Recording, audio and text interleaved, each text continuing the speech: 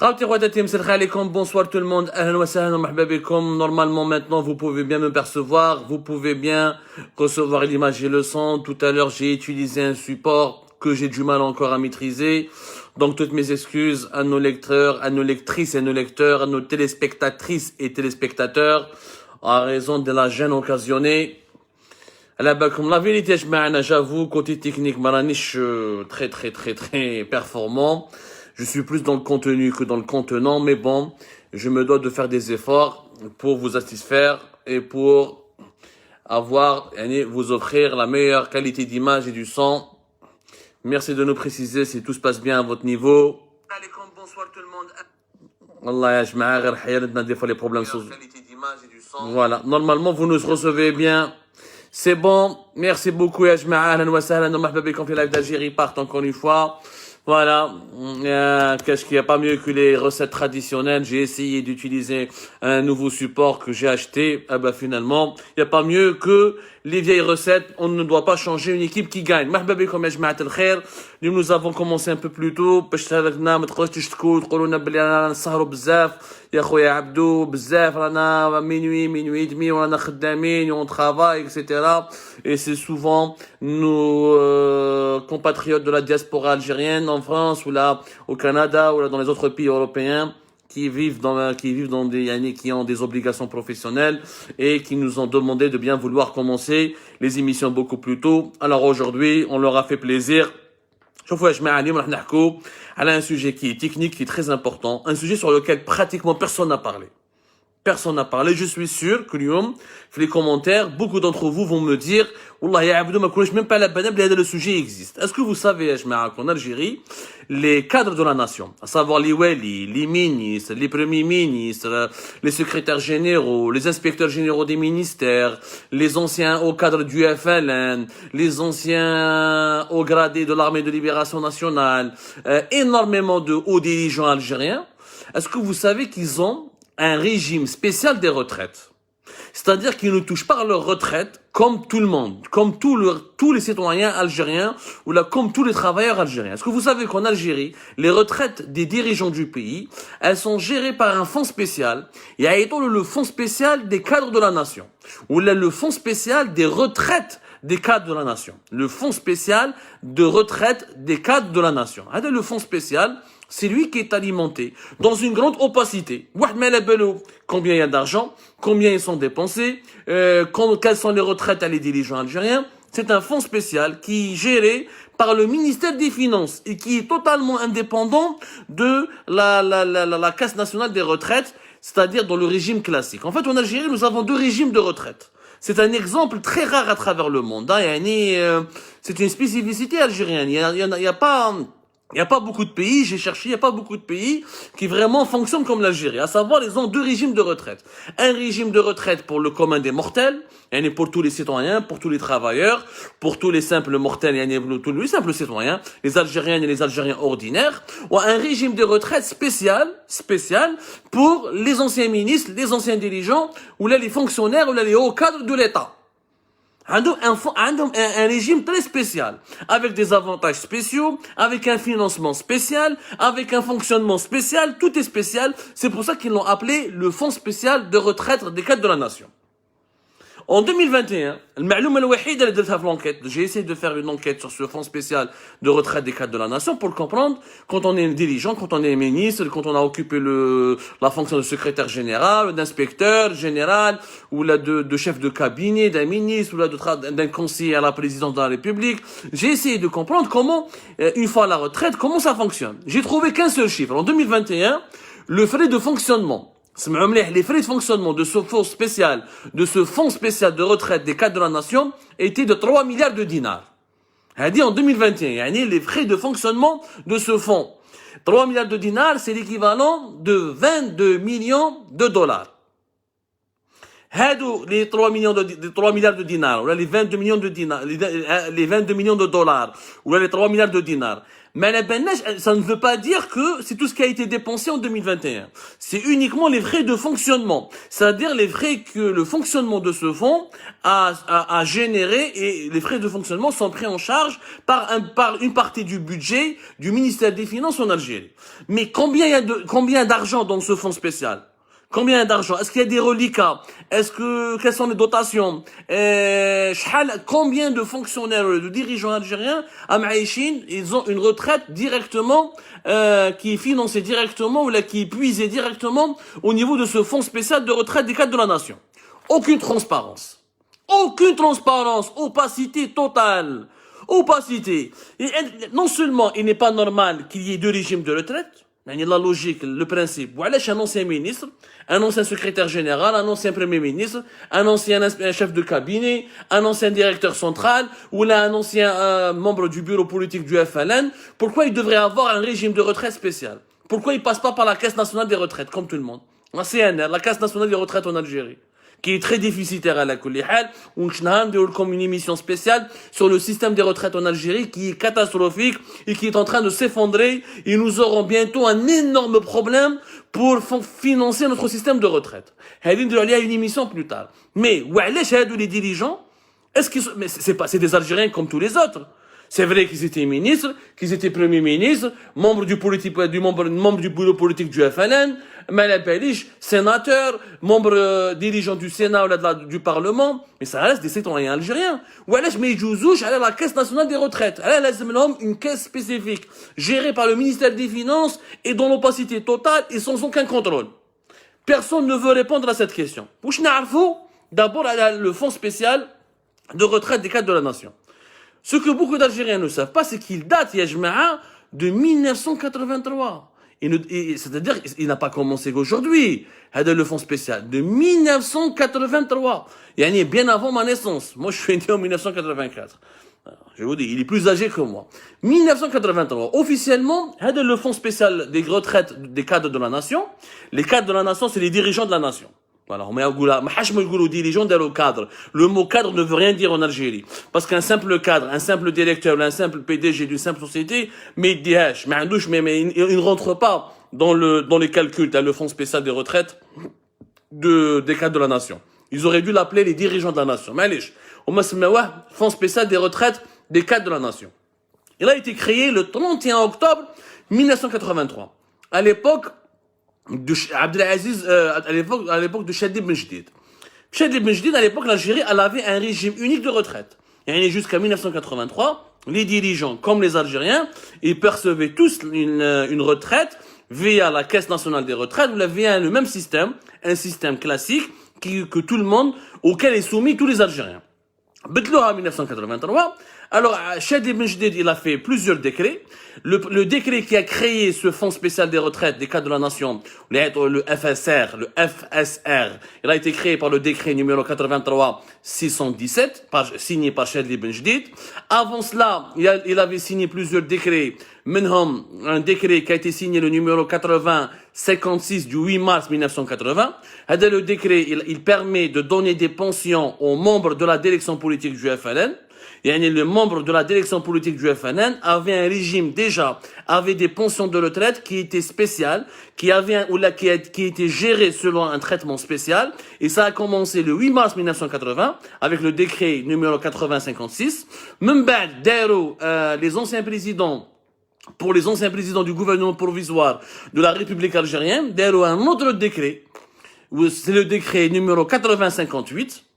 Les premiers décrets, même le décret de 1983, octobre 1983, qui donne naissance au Fonds spécial des retraites. Bon. À l'époque, donc, déjà, ils voulaient, créer un système de retraite pour les dirigeants algériens qui serait différent du système de sécurité sociale ou du système des assurances sociales qui était destiné pour l'ensemble des Algériens. Donc on voulait séparer les dirigeants du reste de la population. On a créé une dichotomie, séparer les dirigeants de tous les autres Algériens. Alors, il était question en 1983 de créer un fonds qui doit permettre aux dirigeants algériens de percevoir une pension spéciale ou là une pension à des personnalités qui ont reçu, qui doivent bénéficier d'un traitement un peu spécial. Alors, qui devrait, dans le texte, yani, réellement, ce que dit le décret de 1983, qui devrait bénéficier de ce fonds spécial des retraites. Bon, même bad, il y a eu pas mal de modifications, hein, attention. Hein. Il y a eu des modifications au cours des années 2015. Il y a eu des modifications, pas en 2015. Laissez-moi, je me rappelle. Il y a eu un décret d'application le 2 janvier 1984. Le décret de 2 janvier 1984, il a précisé les modalités d'application. T'as le décret signé par Chadli Benjdid pour préciser comment doit fonctionner le fonds spécial des retraites. Ça, c'est vrai. C'était le 2 janvier 1984, une année après. Bon, il y a eu quelques modifications qui ont été faites à l'époque de Abdelaziz Bouteflika, ça je me souviens très bien. Mais avant d'arriver à cela, à qui profite ce fonds spécial des retraites? D'abord, je crois que l'article numéro 1. L'article numéro 1, t'as le décret signé par Chadli Benjdid de 83, il est ouvert au profit des cadres supérieurs du parti de l'État. On parle du parti du FNN, du parti de l'État. Le parti, c'était donc le FNN à l'époque. Le parti et l'État. Donc l'État, on est à l'époque du parti unique. Un droit à une pension d'ancienneté sans condition d'âge lorsqu'ils totalisent à la date de leur cessation de fonction 20 années d'exercice effectif, dont 10 ans au moins en cette qualité, accompagnés dans les structures du parti et de l'État. C'est-à-dire que, le fonds a été créé en 1983 pour permettre aux dirigeants du FLN, aux dirigeants de l'État, qui ont travaillé pendant minimum 10 ans comme étant un poste de dirigeant, imma au sein du FLN, imma au sein de l'État, ils devront avoir droit à une pension spéciale ou à un régime de retraite spécial. Donc, quand il a été créé le fonds spécial des retraites, qui a survécu jusqu'à aujourd'hui, il y a des gens qui même t'as la FNN, faut que la FNN. Et pourtant, malgré cette réflexion qui date de l'époque du FNN, le fonds, le FSR, il est toujours d'actualité.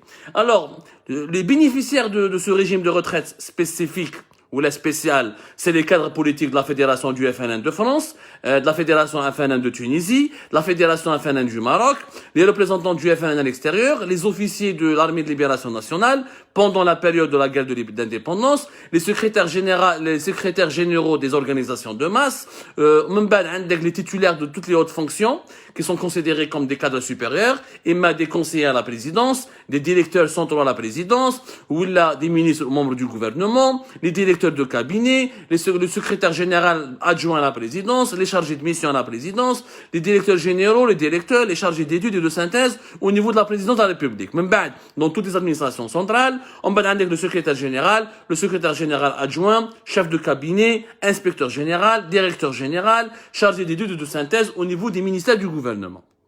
C'est-à-dire, pratiquement tous les fonctionnaires, tous les dirigeants algériens, l'inspecteur général, le chef de cabinet, ou le directeur de cabinet, ou le secrétaire général adjoint, bon. Même les ambassadeurs, les ambassadeurs, les généraux, les consuls généraux plutôt, mais chez les généraux de l'armée, les consuls généraux. Il y a un consul général, par exemple, en France, on a 18 consulats, donc c'est des simples consuls, et le consul général, c'est celui qui dirige le consulat général d'Algérie à Paris, qui est à la place Nation, à côté de Nation. Mais peut-être je t'arrive la différence. Z en 2011 يا جماعة في وقت بوتفليقة en 2011 زادوا الله اللي سادت على les bénéficiaires des fonds spéciaux du fonds spécial des retraites زادوا les ambassadeurs les wali comme les consuls généraux les PDG des entreprises publiques les députés وكاينة une longue liste يعني كاينة une longue liste. Donc ce fonds qui a été créé à l'époque du FNN, pensé pour les membres du bureau politique du FNN et pour les dirigeants du régime de Chadli Benjdid, a survécu jusqu'à aujourd'hui. La liste a été allongée à partir de 2011. Des modifications ont été apportées en 2014. Par exemple, il y a le 27 mars 2014, on a précisé de nouvelles conditions qui ouvrent le droit à la pension de retraite proportionnelle sans condition d'âge. C'est-à-dire que tu peux être ministre à n'importe quelle condition d'âge, même si tu n'es pas âgé de 60 ans et tu quittes ton poste, tu vas bénéficier de ta retraite avec le régime spécifique. Donc, ce sont encore une fois des lois, des traitements ou des régimes ou là des fonctionnements qui ont été hérités du temps du parti unique. Du temps du parti unique. Et qui subsistent jusqu'à aujourd'hui. Et qui sont gérés dans la même opacité qu'à l'époque du parti unique. يعني حتى حاجة ما تبدلت l'Algérie. مازالها l'Algérie مازالها عايشة في وقت الحرب الباردة. نعطيكم un exemple. باش تعرفوا la différence بين un retraité تابع le fonds spécial des retraites ou un retraité normal. Par exemple, un simple travailleur algérien, خدام واحد خدام.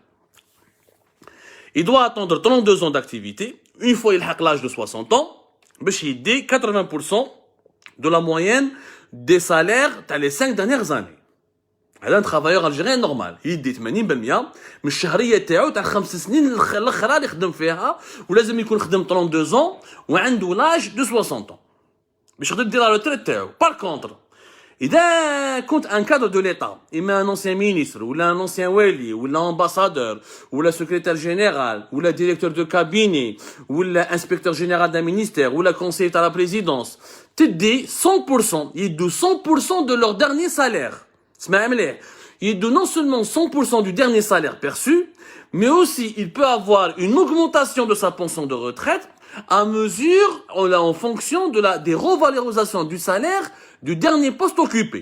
Regardez comme un exemple. Il y a un wali, par exemple, qui est un wali des années 90, qui est avec une retraite qui sera évaluée, ou là, qui sera dotée d'un montant qui va être l'équivalent de ce que ce wali touchait comme salaire les années 90. بصح إذا الوالي تاع إذا في les années 2000 ولا par exemple 2020 ولا 2021 ولا 2025 يزيدوا لهم les salaires تاع les wali vont être augmentés. هذا le wali qui était en poste les années 90 sa retraite et qui est encore en vie, il va bénéficier d'une augmentation automatique qui sera apportée à sa retraite pour qu'il y ait une revalorisation ou là une harmonisation bien les anciens wali, les salaires des anciens wali et les retraites des anciens les salaires des actuels wali et des retraites des anciens wali.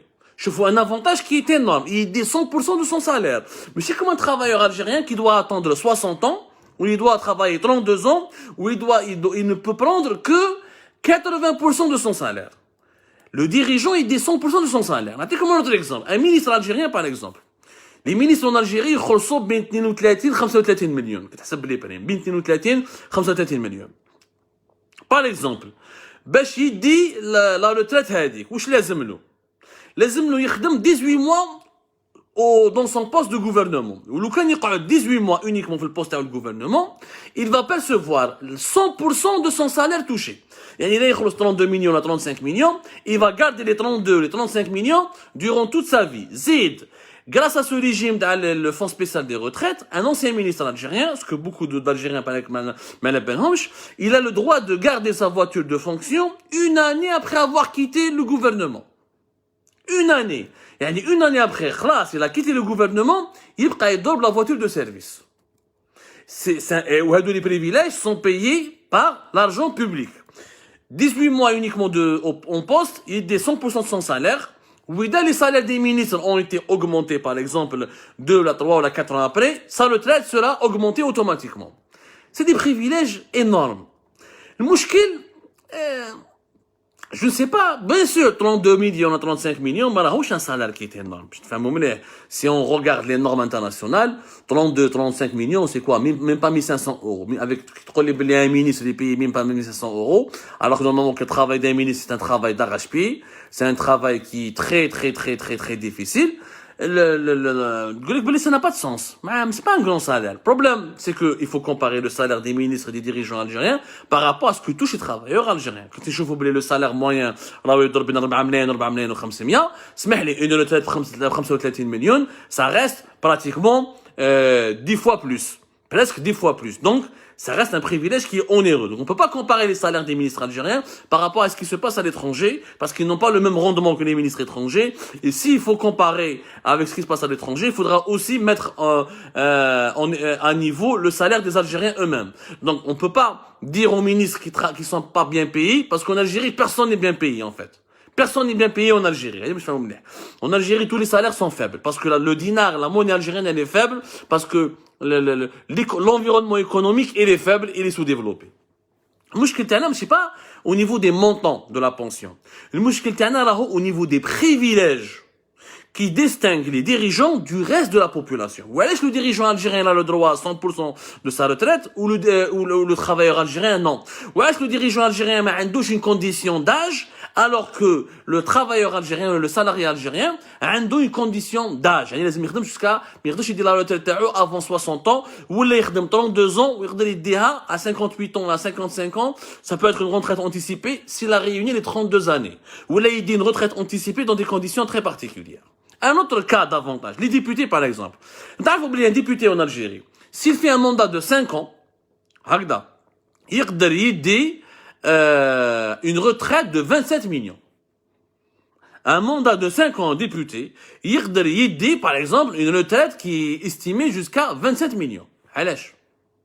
وهذه la retraite les députés. Les députés اللي كانوا في les années 90 واللي كملوا les mandats تاعهم ils touchent une pension aujourd'hui qui est équivalente à la retraite d'un député de l'époque actuelle. Qui met les wali, qui met les ambassadeurs. Il y a la même chose. Même les députés bénéficient du même régime spécifique de retraite. Il y a les députés des années 90, mais quand ils ont 30 millions. Donc, normalement, la retraite, mais tu connais 25 millions, ou 25 millions, ou 30 millions. Minimum, grâce au fonctionnement, bizarre de ce fonds spécial des retraites, il a le privilège d'avoir une revalorisation de sa retraite. Et lui, il a été député des années 90, mais il sera payé selon la valeur des années 2000 ou des années 2020. Et sa retraite n'est pas calculée en fonction de la valeur marchande des années 90, mais selon la valeur marchande économique des années 2000. Malheureusement, un travailleur algérien n'a pas ce privilège. Un Algérien normal, lambda, il était fonctionnaire, ou la cadre في Sonatrach, ou la خدام في شركة تاع الدولة ولا عند البريفي في les années 90 ou dans la retraite تاعو 99, sa retraite sera évaluée على حساب واش كان يخدم وعلى حساب la valeur de son salaire 99. يعني en 2021 ou 2022, la retraite تاعو ne va pas bouger, ne va pas augmenter. Donc ce privilège, il est réservé uniquement aux dirigeants algériens. Ce n'est pas normal. Mais ce n'est pas normal يا جماعة. ما لا علاقة. ما واش نقول لكم يا جماعة. وكاين لو كان ندخلوا في لي ديتاي يعني il y a de quoi être scandalisé. Il y a 2 collèges.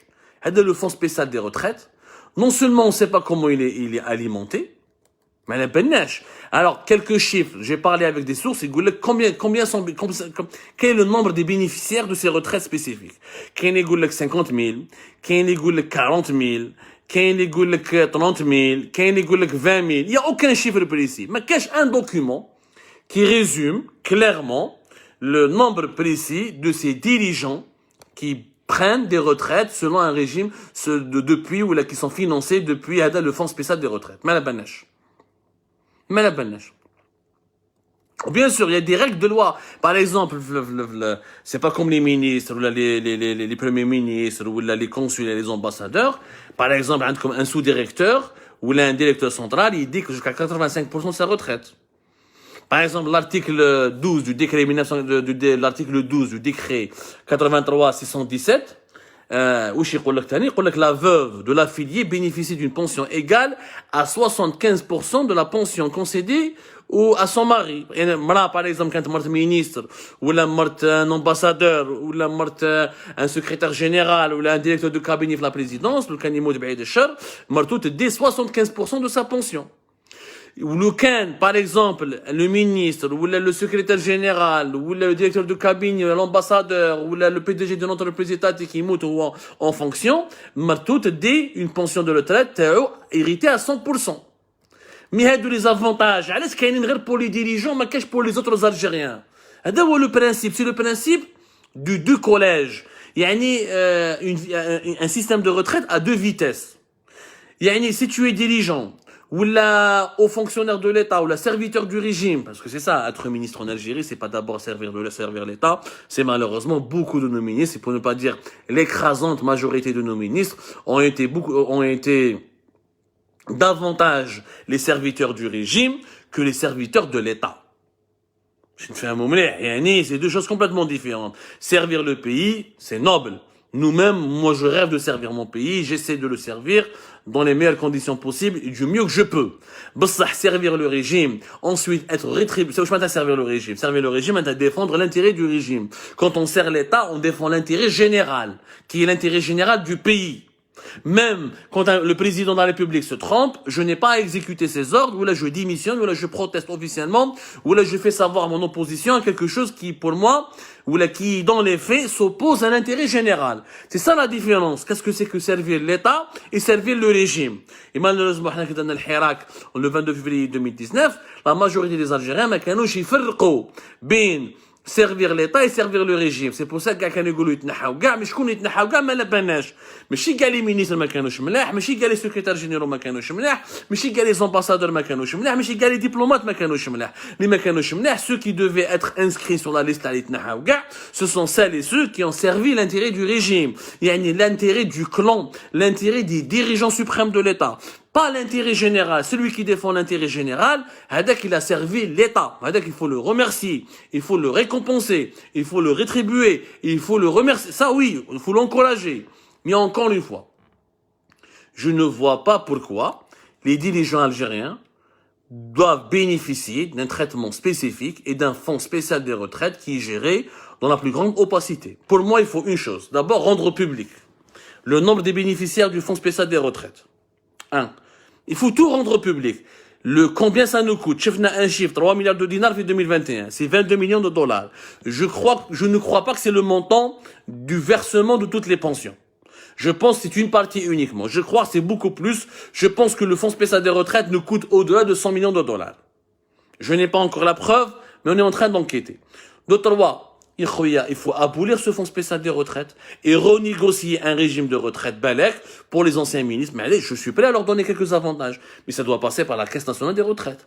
Ils ne peuvent pas prendre tous les avantages. Un exemple, un ministre doit garder la voiture.